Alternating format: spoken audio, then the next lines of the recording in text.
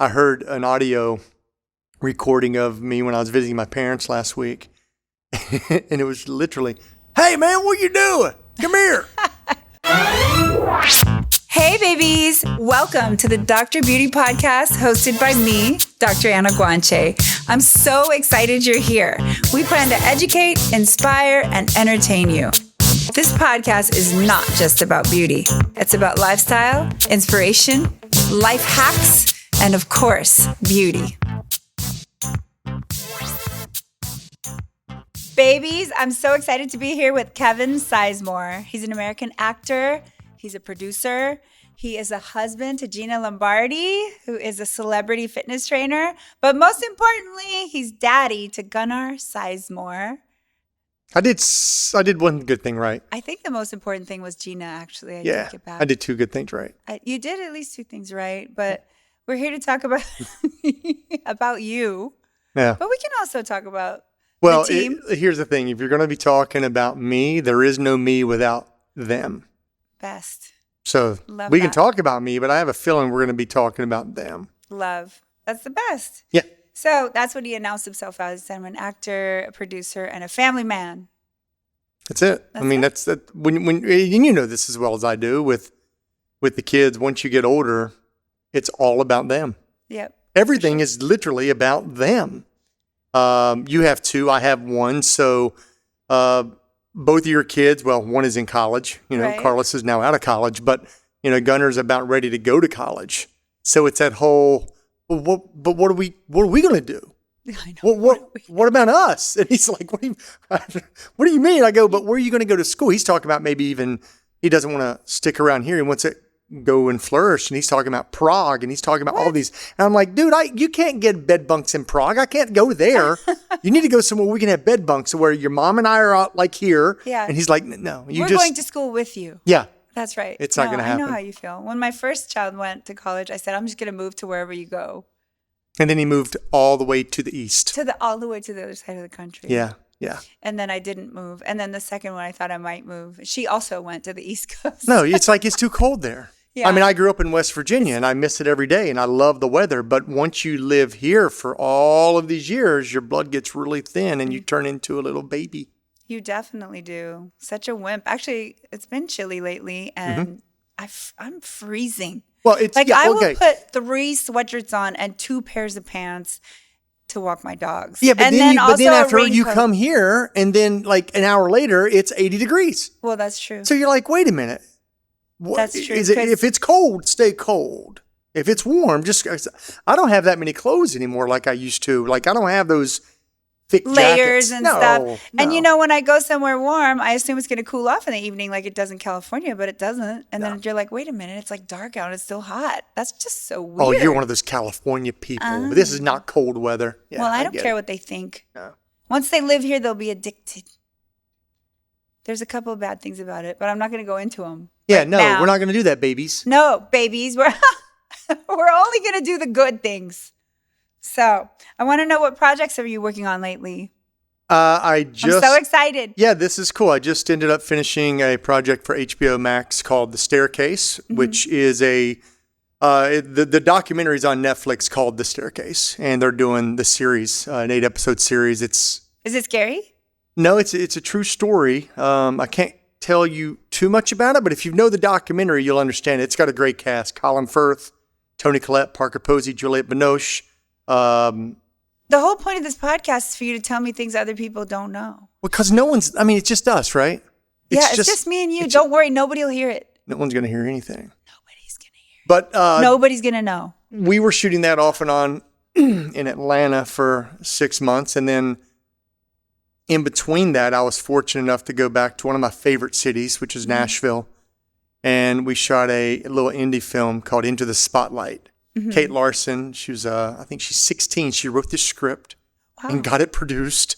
And it was really fantastic because I knew some of the people on the project. I knew the director. I knew the line producer. So for me to be able to just go back and spend 2.5 weeks right in the middle of filming this was wonderful. It was nice. I heard good things about Nashville too. Oh, it's fantastic. I've really been fortunate there, to do a lot of projects there. And my son was on the TV show Nashville when he was younger. So we lived there for a while and Yeah. got a chance to really see what it's about. And I have tons of beautiful, fantastic friends there. But, the pandemic's been interesting. I was fortunate to pick up 2 or 3 good jobs over the pandemic. Yeah. And other than that, it's really the producing world that we're plowing through every single day, which is whoopee. Yeah, waiting to see. Yeah. Waiting to see. Hurry up and wait. But, I've really been supporting anything I can with Gunnar, with all the projects he's shooting. And he's in film school right now, in high school at Providence High School in Burbank, and loves it. What? Tell us some of his projects Well, that he's done and is about to do. Yeah, he just did a film festival for LA City 35. They distributed his film. It's going to be on the public access channel for a year through the Secret Movie Club. It was a film festival that they chose 11 films, and him and his buddy Adriano Roy, it's his good buddy, they decided to do this film 4 days before the film festival, and they ended up winning the daggone thing. And it was phenomenal. It just debuted. You can find it online. But it was fantastic. He's just got a great drive, and I'm just there to support him. He's, he plays in his bands, and he's a musician, and he's just doing all kinds of things. And as you all know, as a parent, we support. See what works, see what sticks, and we're there. That's right. Well, Kevin actually gave my son acting lessons at one point. So. And I drove him all the way to the East Coast. I'm getting away from this guy. No, he did a bunch of plays. Yeah, he was great. At Yale, he did like maybe 2 to 3 plays a semester. Well, Carlos is talented. He was, when we went to see him in high school, it's a weird thing. As an actor, there's some very dull actors out there that there's a That's world their for niche. that. But he has it. But what is it? There is no, how do you define it? It is just someone who is just fun. Yeah. You want to be around them. Magnetic. Yeah. Magnanimous. And Carlos has that. Well, you have that. You're infectious. People want to be around you. They want to hang out with you. They just like you. And it's twofold, because they see who you are as a person, and then they see who you are professionally, and they go, oh, wait, that's the same person. They're cool. Because here's what you don't want. You don't want to see you in a professional setting and then see you in a personal social setting and be like, oh, whoa, there's totally the act. Different. She puts on the act. Yeah. And same with your husband, Carlos, which he's put me halfway back together again because I have so many injuries. My husband's an orthopedic surgeon. Oh, but Kevin likes to stand on trash cans. Okay, well, hold your roll there. So the way this worked out was I love playing jokes on my family. Gina hates it. Gunnar, sometimes. I love it. I'm just the guy, walks around the corner. What is silly stuff. Years ago, we're saying, 8 years ago, Gina and Gunnar were on their way home, and I knew I was waiting outside, and I saw the headlights coming because it was dark. So, like any dad would do, I jump in a trash can. I'm going to get in the trash can, and I'm going to scare them. I'm going to get out and scare them. That's my plan. Right. But I had about 10 seconds to figure this out. And I jumped up on the top of the trash can to open it up to get in, and I forgot it had wheels. And I literally go, and I flipped up and landed on my shoulder. So when the car pulls in, the headlights, it's like a spotlight, like, dun, dun, dun, and all of a sudden the headlights pop in, they see me, and I'm literally on the ground. I can't move. Writhing. I'm on the ground. And I get up, and I don't even say hello, and I walk in. I'm like this, hobbling. And Gina goes, would you at least put up the trash can? She had no clue what I did. And I had to go. I tore my whole shoulder up. Carlos put me back together. Fast forward to 2 years ago, I'm working in the yard, and this is a video that ended up getting picked up and went viral, which is my claim to fame. You do 23 years of acting, and you do a stupid trash can video, and you become famous. That's how life works. But I was doing some yard work in the front yard, and I went to push the trash can this way, and I'm very intelligent, by the way, and I stepped on the lid of the trash can, and my whole head falls in the trash can face first, and my wife saw it on the Ring camera. So I had to tell my friends about it first because I knew what she was going to do. She said, oh, I got you, finally. But I put it out there first, and then it ends up going viral. It went viral. We have to see this clip. Unbelievable.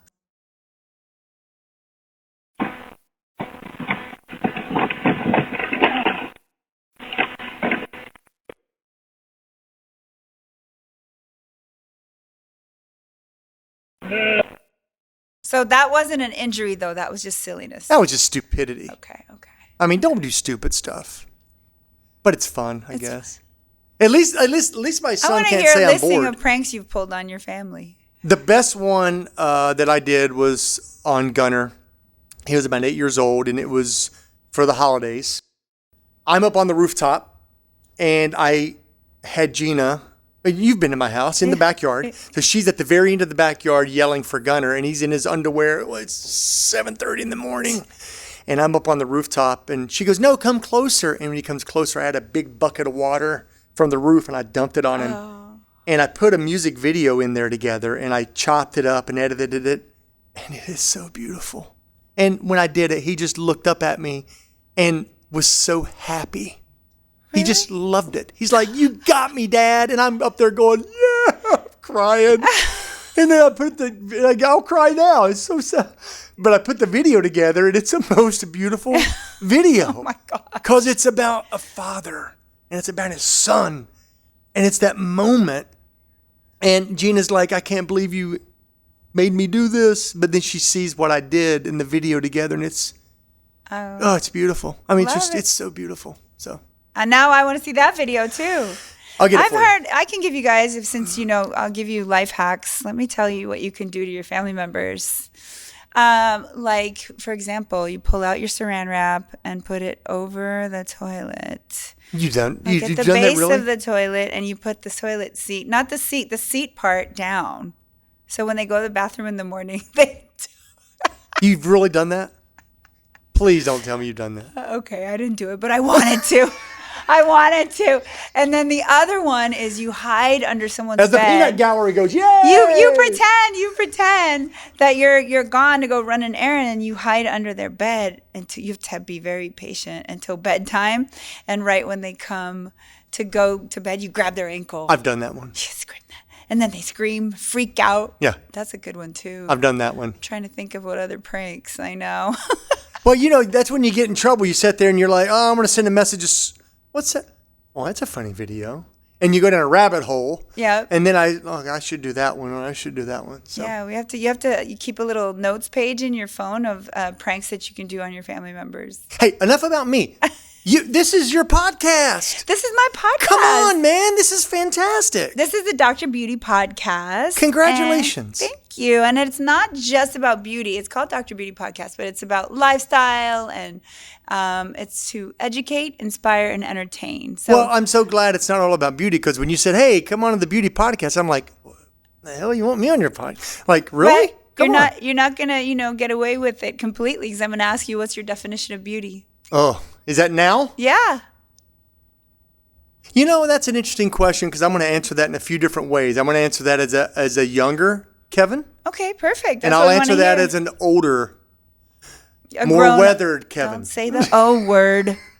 A more mature Kevin. Yeah, seasoned or... Seasoned, I like that one. Seasoned. Yeah. Yeah.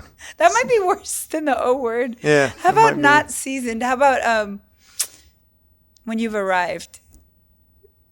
Okay, I'll take it. How's that? Okay. So first. So, when I was younger, I grew up in a very small town in Princeton, West Virginia. Loved it. Loved my small town. Still have a lot of friends there.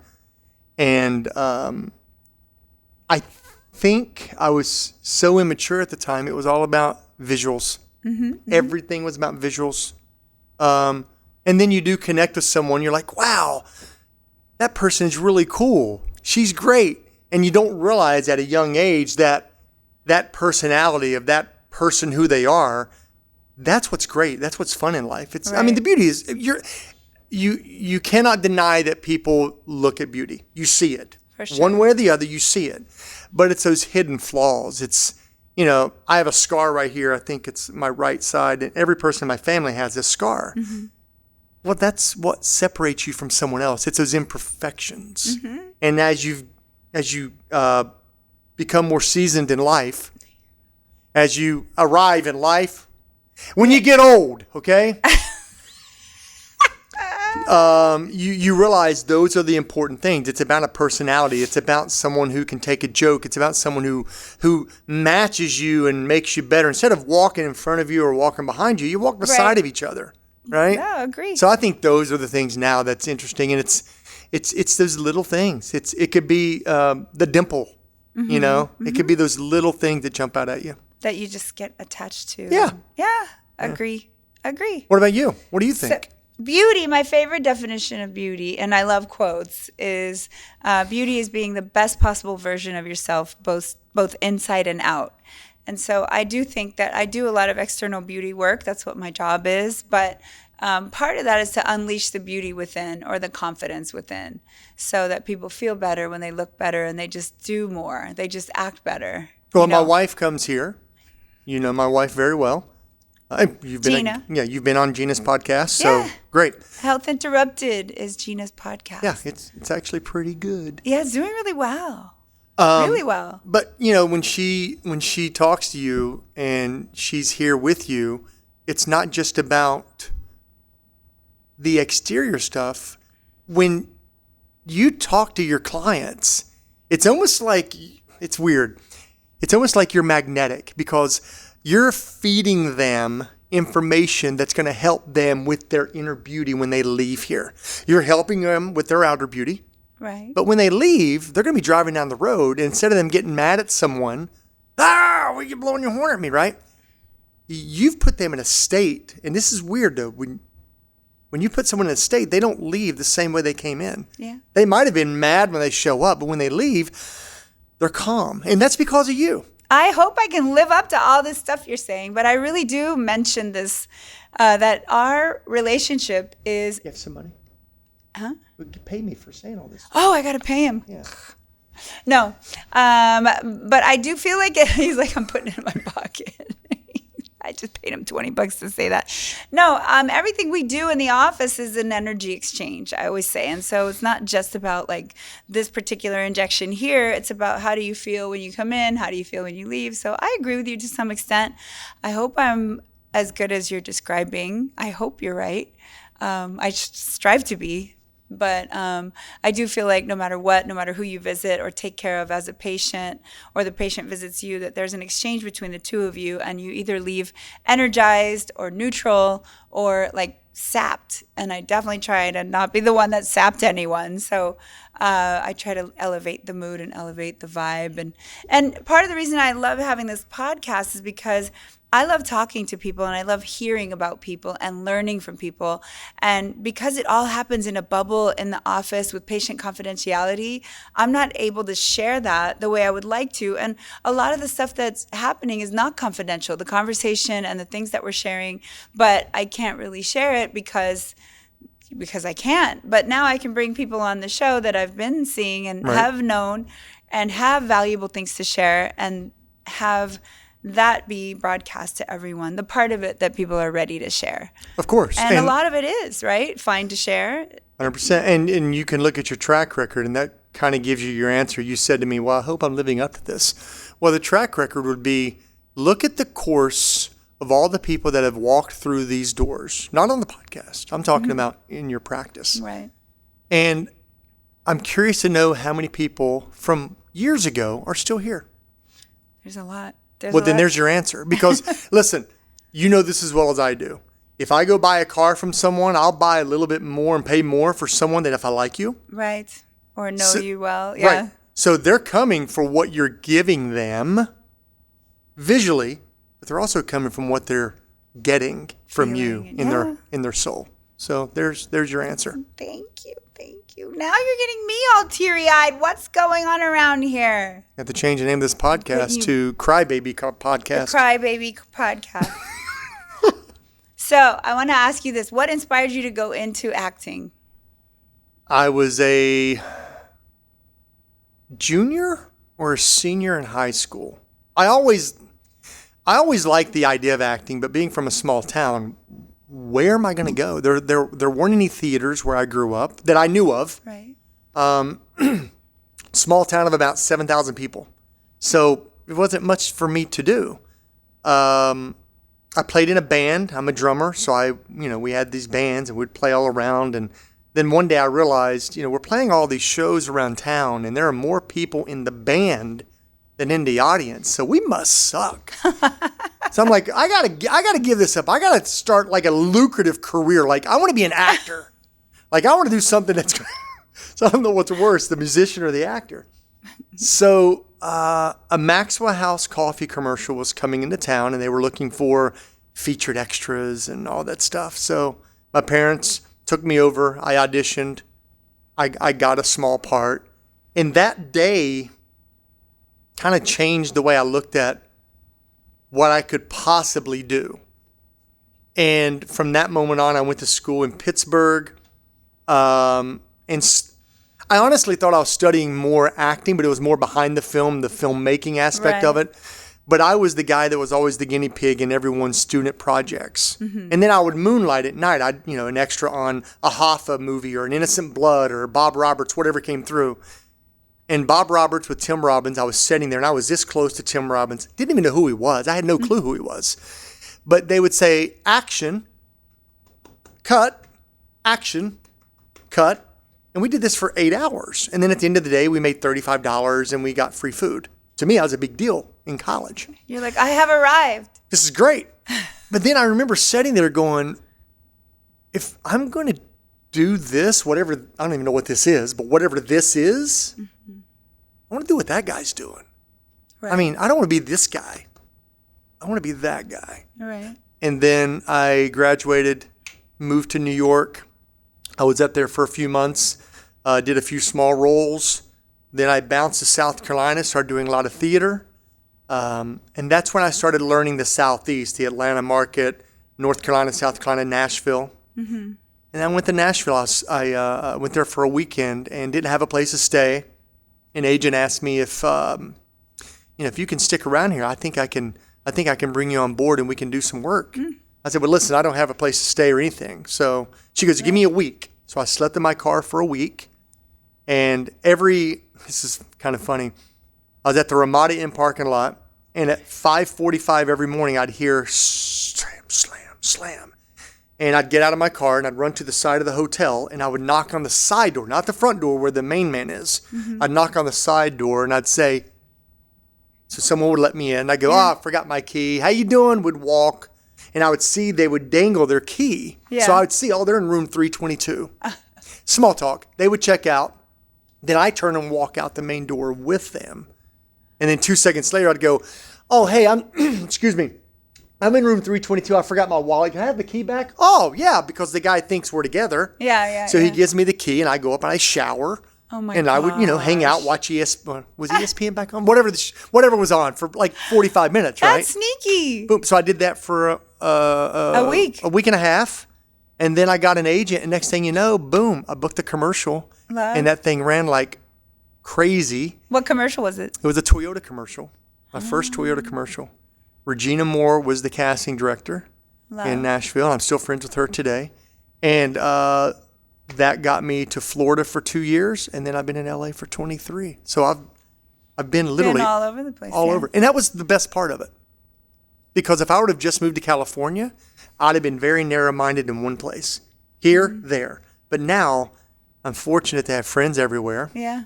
And I've been able to work in many, many different states and different countries. So it's been a pretty interesting little journey. Love it. I think everyone should live in the South at least for a period of time in their life, and then East Coast and West Coast, because the cultures are totally different. You learn something from each area, and especially if you lived in the South a little bit, you get like a softness and ease about how you can talk to anybody, because people in the South, they'll talk to anybody. California, we freeze up. Somebody doesn't know. You start talking to somebody and they don't know you, they're like, judgmental. I don't know who you are. You what do you want? What do you want? Well, and you know what? Probably most of the time they do want something. Of course. People don't talk to you around here unless, I'm sorry to say that sounds cynical. Not all of California, but in the LA area, I think it's like, I have something that I want you from you. I want you to do or something is why people talk to you. Yeah. Otherwise, they kind of like, I don't have time for you. Yep. So I think the South is a nice lesson in how to like be soft and hospitality. Yeah. conversational. And it just came in. I sometimes my accent comes in more than others. And hospitality. That's right. Well, I did. It just, how you doing? It comes in. I remember when I moved to Pittsburgh from West Virginia, I heard an audio recording of me when I was visiting my parents last week. And it was literally, hey, man, what you doing? Come here. and you're like, who's that? And you're right. And there's nothing wrong with it. No. Because that's who I was and who I am still. But when you're going in for certain roles have a dialect and certain roles do not. Mm-hmm. So it limits you unless you get to the levels of, let's say, McConaughey, where it's like, hey, baby, it's who I am. Yeah, right. Right? And you just do what you do. Accept you. Or right. And that's what you have to understand. Persona. You have to get to the point to where you go, hey, man, this is it. Yeah, I got a little dialect. If you need to change it, great. If not, it's fine. This is how I talk. Yeah, when I went to undergrad, I was doing my pre-med classes, trying to get straight A's to get in. And I took a chemistry lab, and I would get upset when people would join a chemistry lab and not be workers, like that weren't, or they weren't, going to contribute because it was a group score. Like, so if you needed your A, you had to do all the work because I was going to get my A's because I had to get into med school. That was my opinion. Or how I felt about it at the time. Well, this guy comes and he's going to be my chemistry partner, and I look at him. He's got a flannel shirt on. He's got a very deep accent, like deeper than just your general New Orleans accent, but like he's from like rural Louisiana.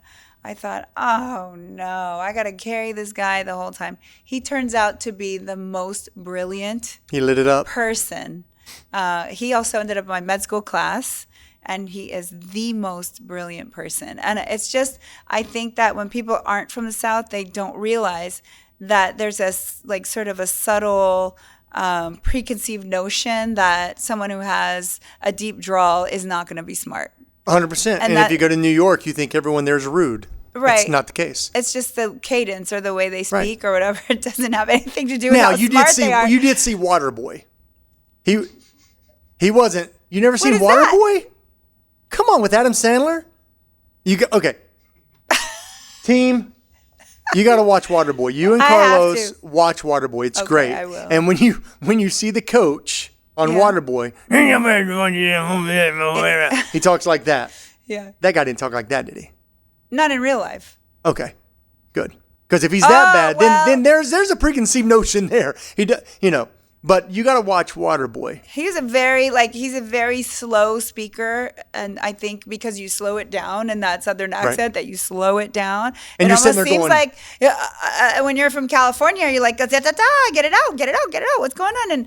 And then when I was in Louisiana, people would be like, you talk so fast. Right. You talk so fast. And I'm like, you talk so slow. But he was particularly had a drawl. So he was really speaking slowly. And I thought, you correlate that in your mind with like not thinking quickly and not being intelligent, which couldn't be further from the truth. So I think that living in different parts of the country makes you understand that there's a lot of different ways that people sound and look and whatever, but that doesn't mean they're not 100% brilliant or the opposite. And if there's anything we've learned from this podcast is people who have not seen Waterboy needs to see Waterboy. Waterboy. I've never seen Waterboy. Is this like the most horrible thing? What year did that movie come out? Was it during med school by any chance? Because I'm going to say Waterboy was at 10 least 15 to 20 years ago.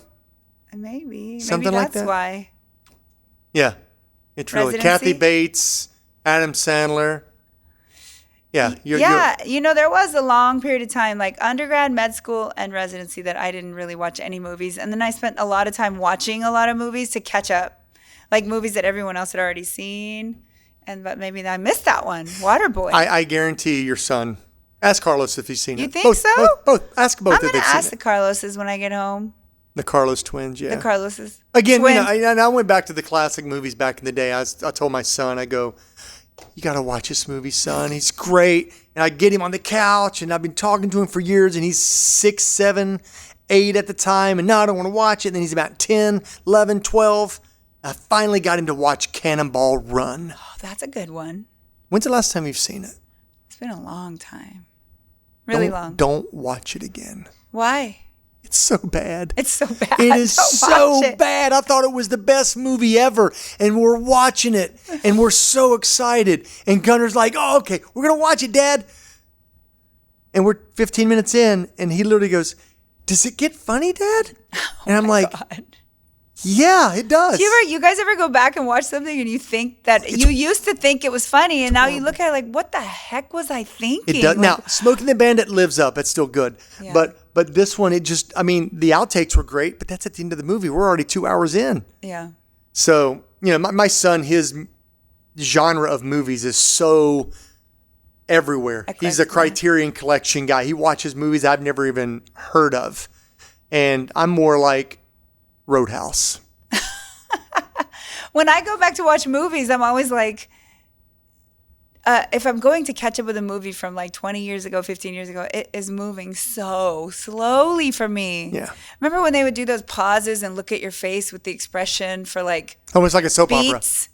opera. Yeah. And then I'd be like, I get it. They're upset. Yeah. Like, I guess I'm not the most patient person, huh? Yeah. I feel like we should go back and re-edit those. And the other thing we do now is reshoot them, but re-edit them. No, re-edit them. Yeah. And then, and they'd probably be like a fraction of the length that they used to be. But let's do that. Let's do one of those. Let's think that would practice. be cool. Let's practice right now. So I think, and the other thing is, I'm going to respond to your question. Give me a question. I just drew a blank. What should I ask you? Anything you want. What's the meaning of life? Okay, here we go. Ask me the question. Here we go. What's the meaning of life?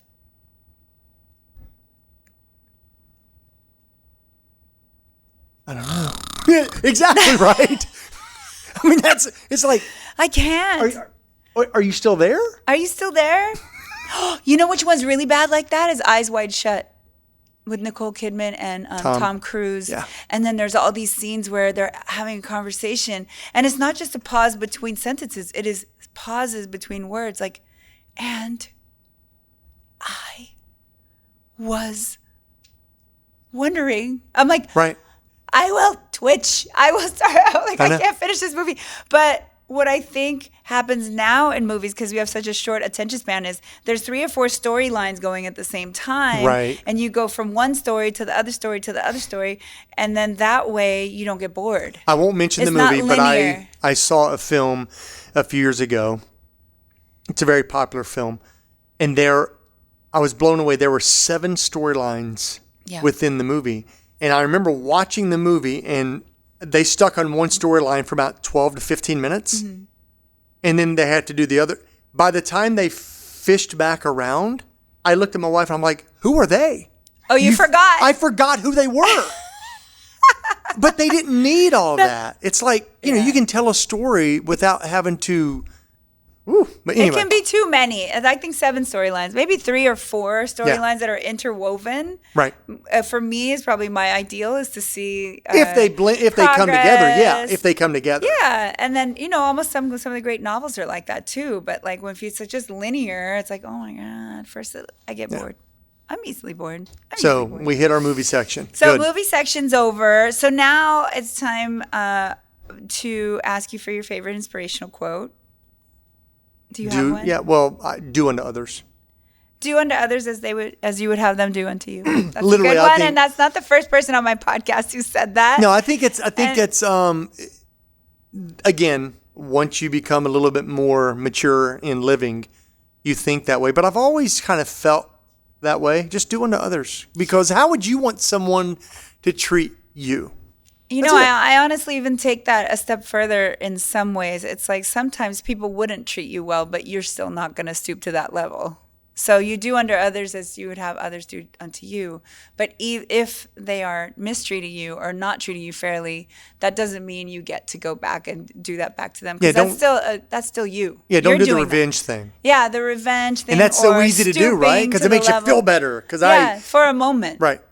And then but then when you leave, you think back on that and you go, I could have handled that a little bit differently. So somebody was saying like mean things about medfluencers recently, and the whole page was dedicated to insulting medfluencers, which I'm not really out to be a medfluencer, but that's what they label me. If you have a lot of followers and you're influential and you're a medical doctor. So anyway, this guy is a dermatologist, and he's like, his whole page is dedicated to teasing, insulting anyone who's like social media, TikTok, this and that. And then I see this picture of him and acting all whatever. And I put one word comment on there. It wasn't nice. And that it was Napoleon. I just put Napoleon because he looked like he was being like high and mighty and whatever. And I thought, God, you had a lot of nerve making a whole page out of insulting people. And then I went and saw a patient. I thought to myself, I'm not going to do that. I'm not doing that. I came back and I took down the comment, but by then he had seen it and reposted it on his stories. He got so upset. And I thought to myself, first of all, I shouldn't have done that because that's stooping to the level, right? Of course. But second of all, do you see how someone who spends their entire time making fun of and harassing other people and teasing and insulting can't handle a one-word comment that was on there for 1 hour? So it's like this whole thing, like don't put your mind to what somebody else is doing and don't react to them and try to like rise above it. But I guess I had my little weak moment there. Well, and just because he says it doesn't mean it's true. Oh, that's true. It's like know the source, whatever, that's his opinion. But have you also Doesn't matter. noticed that anything that's put out in the media is you're automatically guilty? You're not innocent until proven. It's something goes out, it's like, right. Oh, well, she's a med, what are they called? Medfluencer. She's a or whatever. medfluencer and da-da-da. Like who? Who said that? Yeah, right. That's not what I would label myself as anyway, but I just think it's funny. Like I got like looking through all these insults and everything. I was like, right. Hey, well, listen, the people love to tear you down. It's easier for them to tear you down over them saying, you know what? Do what you do, girl. yeah, but look, my whole thing is like when you look at that page, you're like, this guy's dedicating all his time and using his platform to insult other people. And then I thought, well, when I look at my platform, I use it to educate. I put injection videos of what's possible. I put inspirational quotes. I do like all different things. And I think to some extent, your page on social media, if you have one, is a reflection of what you're about, right? Or what are you about? I like to make people laugh. I like to like do beauty treatments. I'm a doctor. And then I like to give people advice. And then I love inspiration. So I said, I don't even know why I did that. But it just shows you like sometimes you have a weak moment and you do something that is uncharacteristic. And that would be something I'll try not to ever do again. And that guy's me. page is, I'm not even going to tell you what it is. Because we don't care. We don't care. Block and delete, babies. Block and delete. Don't engage. But anyway, okay, so I wanted you to spin the wheel of misfortune. No, I'm just kidding. Let's see what we're going to do to Kevin today. Okay, I'm holding it so you can spin it. Okay, what do we got here? What is this? This is the wheel, and you spin it, and whatever you land on, we have some form of torture for you. You're going to spin it more than once. So. Which one is the $1 million one? Don't overthink it. Just spin. Okay. Do I spin this way or that way? There is no $1 million one. Gosh. That would be nice. Here we go. If it did, I would spin it on the Here we go. What does it say? Oh, Derm definitions. Should we do that one? That's the one where I give you a word that's in dermatology. Good luck. And then you define it based on what you think what you think that word means. Yeah, this you're going to have some people going, man, who the heck is how that about guy? molluscum contagiosum? How do you spell it? MOLLUSCUM CONTAGIOUSUM.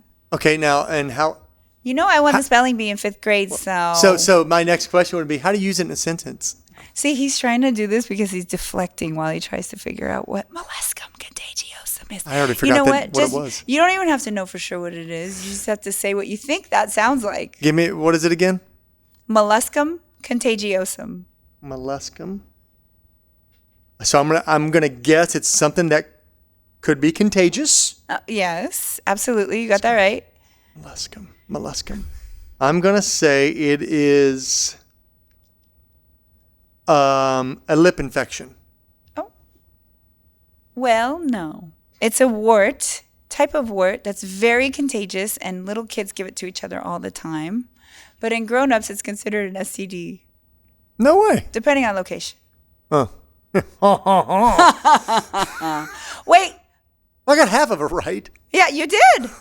Good job. Yeah. All right, here we go. So We don't need you to be right. We just want you to be funny. Yeah. Big money. Come on. Big money. $1 no million. whammies. No whammies. No whammies. Free association. Okay. I'm going to say a word, and you're going to say the first thing that comes to mind. Are you ready? Yes. Flummoxed. Wait, repeat? Flummoxed. Bubbles coming out of like a bottle of water. Okay. Flummoxed means when you're like confused about what to say next. I was. Flummoxed. There we go. I was. Okay, ramshackle. Confused. Okay, there you go. There you go. He's going to be confused for all of them. Portal. Potty. Gotta go. Oh, potty portal? Portal potty? Portal potty outside. Worker's got to drop a deuce. Go. Vortex. The solar systems, like the vortex, when people get sucked into a vortex. I know, but you're not giving me definition. You give me a one-word association. Give me another word. Next word. Director. Actor. Oh, yeah. What about aloof? Dull. Squeeze. Tight. Okay, I'll stop. You can get in trouble on these. I know you can. That's why we do it. Like juice. Bucket. That's what came to mind? Yeah, I don't know. Ay. Obelisk. I guess because I'm looking over there and I see a... Oh, he sees a bucket. I'm keeping my eyes closed for this one. You know what? How about obelisk? Elbow. Why? Because of elbow. Obelisk. Traffic. Jam.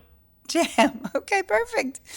All right. Give me this game next spin. Sucks. Next game. It's gonna That's go a good flying spin, off. too. Love it or hate it. Love it or hate it. Love it or Okay, hate it. love it or hate it. On the doctor.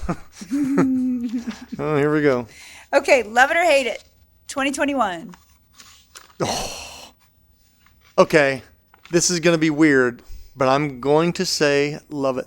Awesome. And no explanations though, right? You can explain. Look it's been horrible in so many ways, but it's what do you get out of it? Right. And being home with your family and being able to just, we didn't know our neighbors and they were there for a few years until the pandemic. We had no clue. That's it. We got a wave.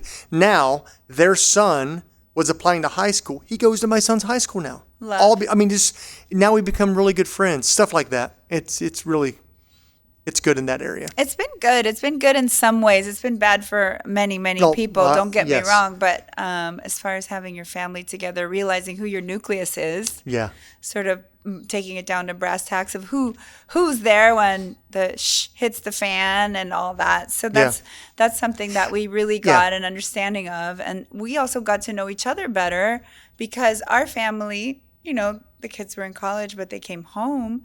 So 5 months, it was nonstop togetherness again, which we may have never had again. 100%. So I say all the time, I'm so lucky. I feel so lucky. And the kids are like, I know, you told us this.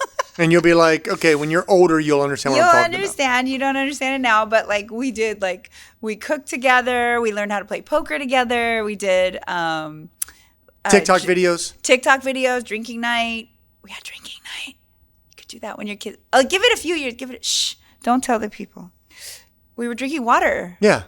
And then, so love it or hate it, man bun. Hate it. Hate it. Me too. No explanation. Just don't like it. It depends on what man it's attached to, but still. Yeah, hey, dude, if you're rocking your man bun, good for you. It just doesn't work for me. I got you. What about TikTok? I love it to watch it, but I won't do it. So that means I hate it because I think it's funny. Yeah. But not for me. Yeah. I love TikTok, obviously. Mm-hmm. But TikTok has an energy to it and a creativity to me that that Instagram doesn't have. When I go back to Instagram, I find myself bored because it doesn't have that animated quality to it. And there's something about TikTok. It loads immediately. You never have to wait for anything to load. It just is there. and the sound quality is really good. So I don't know if that's part of how it gets you hooked, but the fact is you're constantly being fed information and videos quickly, and there's no part where you have to wait, which is probably why I like it. Yeah, and your buddy back in college would have hated it. He'd been like, "This is so fast. What are you doing?"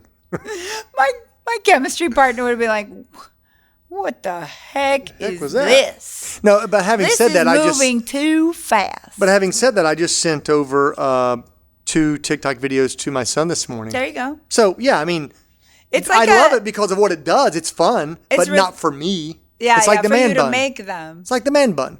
Yeah, no, I mean, like it's relatable. You'll see like something and be like, "Ha, this reminds me of you," and you send it. Okay, Tesla. Hate it. Sorry. Gasp. I just don't. I mean, it's okay. I think there's too many of them now. It's like it's become watered down. Okay, red lipstick. Love it. You do? Not super fire engine red. Yeah. Like, just like, hey, you see me? Not like, boom, you know? Okay, gotcha. I mean, not for me. I don't want it for me. Oh, no, I got you. I get you. Don't worry. Cold weather. Love it. Love it. Wait, how do you feel about cold weather? Love it. Like, do you mean snowy or just cold California weather? No, snow. Snow. I want it to be when you walk outside, you see the breath, it's winter wonderland. Thermal underwear, cold. And what about rain? Love it. Okay. Deal, agree. What about that show Money Heist? Love it. I do too. Yeah. It's almost over. I only have 2 episodes left. Yeah. Money Heist, you guys, if you haven't seen it, you have to see it. Wow. Let me ask you a show. Have you ever seen Breaking Bad? You know, I watched 1 episode. You got to give it 3 or 4 because Gina had to give it 6. And then she was hooked. Really? Oh. I heard it's very clever. The characters are very well sort of developed. But when he like uses a bike lock to I get it. strangle someone, I just was like, I don't know if I can. And then the acid, he pours acid on the body to melt it. No, it gets worse. I said, I don't, you know what? I get nightmares from stuff like that. But on the other hand, I can watch Game of Thrones. Because Game of Thrones, their special effects, like when they cut the head off and stuff like that, I'm like, that's not what it looks like. Like it doesn't even make me have nightmares at all because like I didn't think any of the scenes of the bloodshed looked real to me. Well, here's a question about Breaking Bad. Yeah. It's not real. It's fake. Are you sure? No, it's television. It looks real. It looks real. It looks a lot more real. No, it's okay. Like you could totally imagine people like actually in this country being like that, but Game of Thrones was just totally BS. like you could literally. No one wears a wig like that. Yeah. No one wears a wig like that. No one has a man bun like that. Yeah, exactly. No, I'll try it again. I got to go 6 episodes. Maybe 4. There's one episode where, without giving it away, where someone falls through the ceiling in a tub. And that's the episode where Gina goes, oh, no. Right. And then we were like, no, you got to give it one more. And after that, she goes, this is the best show I've ever seen. Huh. And, you know, it's one of those series, and it's more popular now than it was when it was on the air, which was probably 10 years ago. I don't even know. But it's going to be 30 years and still, it's like Seinfeld. It's just it's just going to good. reinvent itself. Yeah. It's just good. Right. It keeps reinventing itself. Yeah. And it's just good. Well, I will definitely check it out. That's what I want. I love that. I've met Bryan Cranston like 3 or 4 times. Yeah. Well, here's a Bryan Cranston story for you. I'm at a Bally's, back when Bally's was kicking in Studio City where I used to live when I first moved here. And I'm working out and, hey, you want to work out? Yeah, we swap out and didn't know the dude. Hey, what's your name? Brian. Hey, Kevin, nice to meet you. Hey, you an actor, Kevin? Yeah. What are you, Brian? Yeah. Cool. What are you working on, Kevin? Oh, I think I was doing a soap at the time or something. What about you, Brian? Well, I don't know. Just, literally just yesterday I got cast in this show and I don't even know if it's going to make it, man. Oh, what's the title of it? It's some show called Malcolm in the Middle. He said, I don't even know what's going to happen with it. I'm like, well, hey, good luck. And then next year I'm going, oh, dear God. Like, you just hit the gold mine. And then he just kept going and going and going. And I have some friends that are really dear friends with him. And he's regarded as just one of the nicest people. Just He's who you would hope he is when you meet your idol. Yes. When you meet him, he's very personable, very kind. Yeah. Definitely. That's good to hear. Definitely. We used to have, speaking of the gym, we used to have The Rock in our neighborhood. I lived in Hidden Hills, and The Rock would be there. And then here, I'm in Calabasas, so Calabasas and Hidden Hills, the same zip code. So people would say, you know what, if you want to catch The Rock working out, he goes to like this local gym, and he's there almost every day at 10 a.m., but I'm always working at 10 a.m. So people would literally go to the gym at 10 a.m. to see The Rock lifting weights and working out. And they would come back and report it to me like, and today he was doing this. And today I said hi to him. And this was like maybe 6 or 7 of my patients that would come in and tell me that they literally went to that gym and went at that time because they could see The Rock working out. God, I hope no one ever goes to a gym. But he's a very nice guy too. I've met him, and he's very kind in person too. Yeah. That's great. So cool. That's great because, you don't want to meet the idol that you've always looked up to and be disappointed because that, especially if you're a kid, that just destroys you. Oh, no. My kids met him too, and they were like, oh, wow. He was very nice. Yeah. Awesome. Very That's good sweet. to hear. That's the way to be. I have seen actors that seem very low energy and seem very like quiet, and then as soon as the lights hit them, their completely different persona pops out. Yeah. And then when the lights turn off, it goes back to the way it was, which I don't know if that's a bad thing or if that's just an unleashing thing. Like, this is my persona versus my personality. Not that they're mean, but they're more introverted than you realize. Well, there's a difference between being introverted and maybe not loving the camera and the public spotlight. Right. Because I've said this to my wife, the older I get, the more I go, I just like to chill out and not go out as much. Younger, and I'm in my 30s. It's like, hey, let's go down. Let's go there. So-and-so's having a party. Let's go there. And now it's more like so-and-so's having a party. Let me know how it is. As you know what that means. That means you're getting. Yeah. But I just. You know how those guys don't want to go anywhere after a while? Well, it's true. Don't do that. It's not that.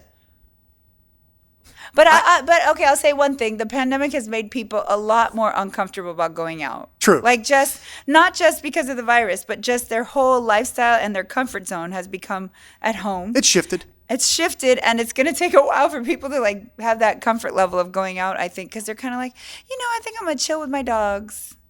Yeah, whoa, you just hit something there because how many pandemic dogs, right?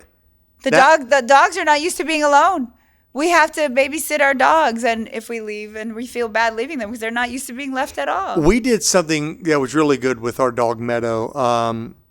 We made sure that even if she was home during the pandemic, we would leave on purpose. Really? To make sure that she didn't get. And again, she's like, "Wait, well, you guys are still here? What's going on? You're leaving?" We had to make sure she didn't have that.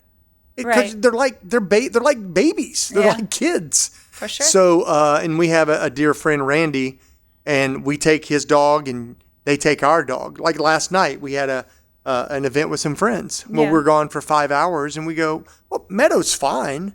Right. But why not go hang out with Riley? Have a play date. Yeah. And then, it's easy. So that's what fun. happens when you get to know your neighbors. Yes. After 4 years. Same. That's sad. We're the same. My neighbors don't talk to me. We're in Sherman Oaks, and I go, you wish you knew us. Yeah.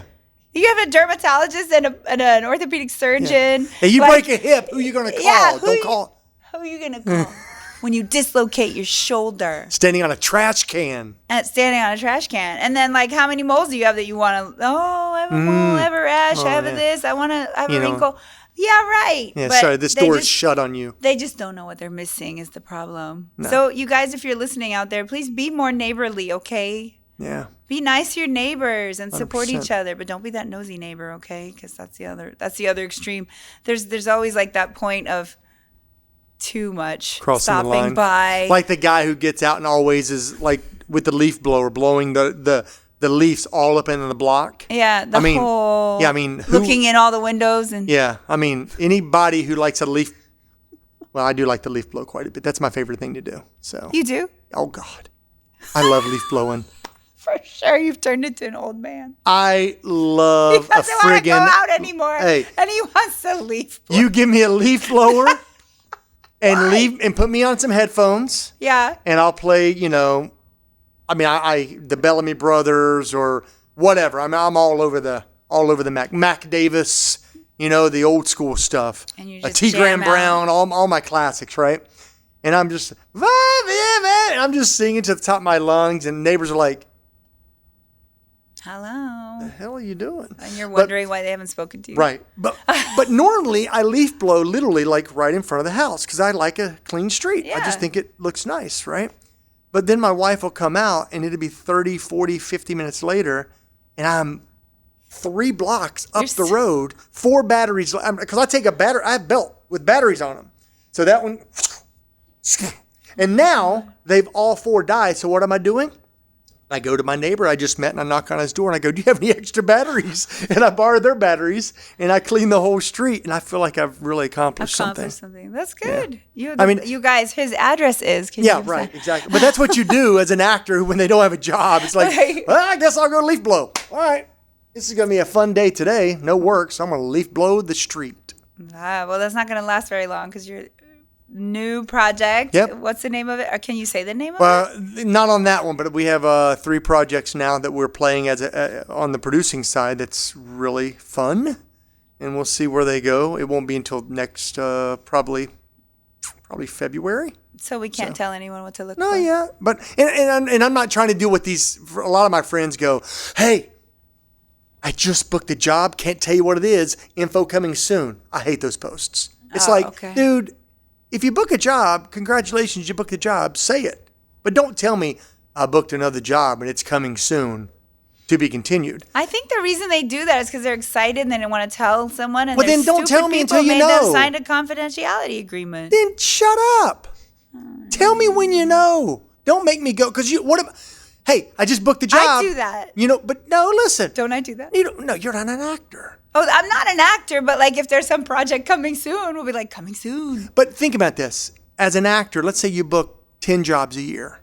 And 10 times a year you go, "Just booked a job, info coming soon." My response is, "What is it?" Well, let me know what it is, or when it's time you could tell me, or whatever. Yeah. But if you say, "Hey, just booked a job, next week it's coming out," great, it's next week, not it's coming at some point. I got you. Okay, I'll try to stop doing that.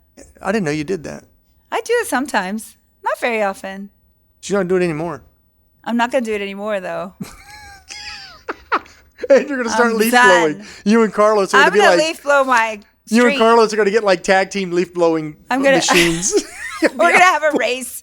Who gets to the end of the block first? That's a long block. Well, thank you for joining me. This has been amazing. Thanks for having me. It's a journey. It is, and it's great. Conversation. And what's great about this is, we're talking about just stuff, but we know each other. Yeah. And now we know each other even better because there's things that we've never discussed before. That's true. You never knew I liked the leaf blow. Come on. No, I did not. That was a very important piece of information. Yeah. Now I know what to get you for Christmas.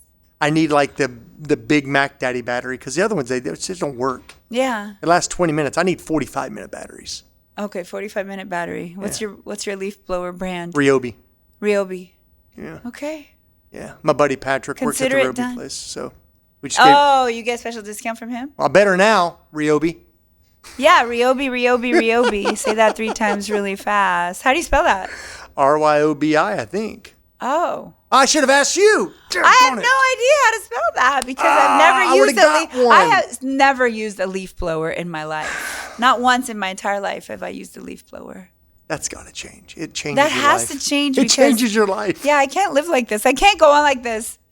Look at him telling me I got to watch Breaking Bad and do leaf blowers. Yeah, that's great. That's our life hacks for you guys. I was going to ask him for life hacks, but I think that the 45-minute battery is probably his life hack. That's it.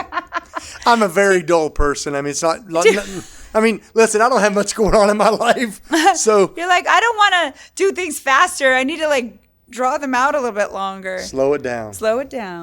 Like your accent. Slow it down. Thanks for having me. I'm glad you were here. That's a wrap, babies. Thanks for joining us.